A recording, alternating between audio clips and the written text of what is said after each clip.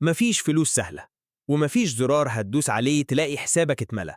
بس في ناس عادية جدا شبهك كده بتعمل دخل حقيقي من الإنترنت كل شهر. مش مشاهير ومش عباقرة ومش عندهم واسطة. الفرق الوحيد إنهم فهموا اللعبة صح، وإنت لو كملت الفيديو ده للآخر هتفهمها زيهم بالظبط. أهلا بيك في قناة ابدأ صح. اللهم صلي وسلم وبارك على سيدنا محمد. الفيديو ده معمول عشان يحطك على أول الطريق الحقيقي للربح من الإنترنت. مش كلام تحفيزي وخلاص، لا، هفهمك الدنيا ماشية إزاي وإيه المجالات وإيه ينفع لك وإيه لا، وإزاي تبدأ بإيدك من غير لف ولا دوران. خليني أقولك الحقيقة اللي محدش بيقولها بصراحة. الربح من الإنترنت مش مجال واحد. دي غلطة ناس كتير بتقع فيها. يفتكر إن في حاجة اسمها طريقة سحرية. مفيش. في عندك عالم كبير جواه كذا سكة، وكل سكة ليها ناسها وطبيعتها وطريقتها في المكسب. أول سكة اسمها تقديم خدمات، وده أبسط وأسرع باب تدخل منه فلوس. يعني إيه؟ يعني بدل ما تروح تشتغل عند حد بتشتغل لناس أونلاين. تصميم، كتابة، ترجمة، مونتاج، إدارة صفحات، إدخال بيانات. أي مهارة عندك تقدر تبيعها. الميزة هنا إنك بتبدأ بسرعة ومش محتاج فلوس. العيب إن دخلك مرتبط بوقتك، يعني لو وقفت شغل الفلوس تقف. تاني سكة اسمها صناعة المحتوى، زي يوتيوب، تيك توك أو موقع إلكتروني. هنا انت مش بتبيع وقتك، انت بتبني أصل ليك. الفيديو اللي بتعمله النهاردة ممكن يفضل يجيب فلوس سنين. الميزة دخل تراكمي بيكبر مع الوقت. العيب بيحتاج صبر ومش هتشوف نتيجة من أول أسبوع. تالت سكة اسمها التسويق بالعمولة، ودي ناس كتير بتسمع عنها ومش فاهماها صح. ببساطة انت بتسوق لمنتج مش بتاعك، ولما حد يشتري عن طريقك بتاخد عمولة، من غير شحن ولا تخزين ولا وجع دماغ. الرابع بقى الإعلانات، زي إنك يكون عندك موقع أو قناة وتكسب من المشاهدات.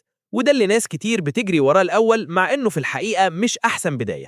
تعال أقولك التركاية بقى. أغلب الناس بتبدأ غلط. يروح فاتح قناة أو موقع وهو أصلا ما عندوش أي خبرة ولا فاهم بيعمل إيه، فيتعب وما يلاقيش نتيجة ويقولك المجال نصب. الصح إنك تبدأ بحاجة تجيب فلوس بسرعة حتى لو بسيطة، زي الخدمات. ليه؟ عشان أول جنيه تكسبه أونلاين بيغير دماغك، بيخليك تستوعب إن الموضوع حقيقي مش وهم. خليك فاهم المعادلة دي. خدمة يعني فلوس سريعة، محتوى يعني فلوس طويلة المدى، تسويق يعني فلوس بتكبر بالخبرة. يعني مش تختار واحد وتسيب الباقي، انت بتتنقل بينهم بالتدريج.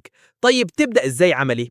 ركز معايا في الخطوات دي كأننا قاعدين على القهوة وبنرسم الخطة سوا. أول حاجة بتحدد مهارة واحدة بس، مش 10، واحدة.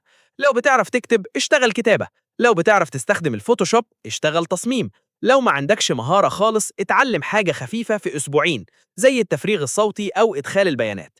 بعد كده تعمل بروفايل على مواقع العمل الحر، تحط نموذج شغل حتى لو معمول تجربة لنفسك.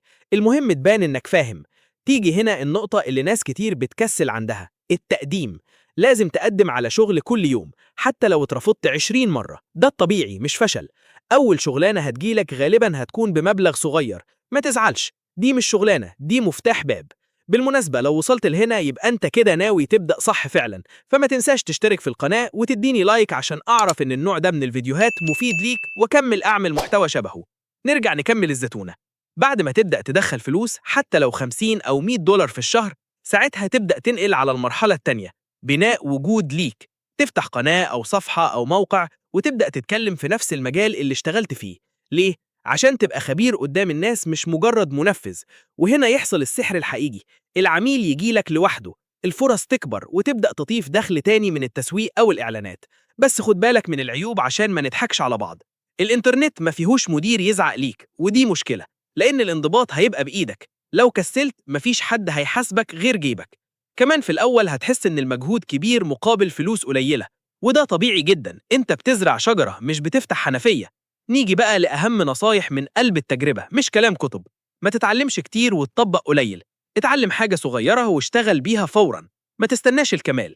ابدأ ناقص وتعلم وانت شغال. ابعد عن أي حد يقولك هتكسب بسرعة. اللي بيجري ورا السرعة بيقف بدري. نظم وقتك حتى لو ساعة واحدة يوميا. الساعة اليومية دي ممكن تغير مستقبلك لو استمريت عليها 6 شهور. وابعد عن مقارنة نفسك بحد بقاله 5 سنين في المجال. انت لسه بتبدأ وهو دفع 8 سنين تعب. أكبر غلطة ناس كتير بتعملها، يتنطط بين المجالات كل أسبوع، شوية دروب شيبينج، شوية كريبتو، شوية يوتيوب، وفي الآخر صفر. الثبات هو الكنز، مش الذكاء ولا الحظ. ولو حسيت إنك تايه، اسأل نفسك سؤال واحد: أنا بقدم قيمة لمين؟ طالما في حد بيستفيد منك يبقى في فلوس جاية في الطريق. خلصها لك كلها في كلمتين: الربح من الإنترنت مش موقع ولا تطبيق.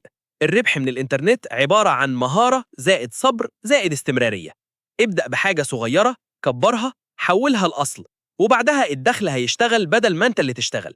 دي الزتونة اللي ناس بتاخد سنين عشان تفهمها. الفيديو اللي جاي هنتكلم فيه عن ازاي تختار مهارتك لو انت حاسس انك مش عارف تبدأ منين خالص، وهنحط خطة عملية تمشي عليها أول 30 يوم. ولو الفيديو ده فرق معاك اعمل لايك واشترك في القناة عشان نكمل الرحلة سوا. سبحانك اللهم وبحمدك، أشهد أن لا إله إلا أنت، أستغفرك وأتوب إليك.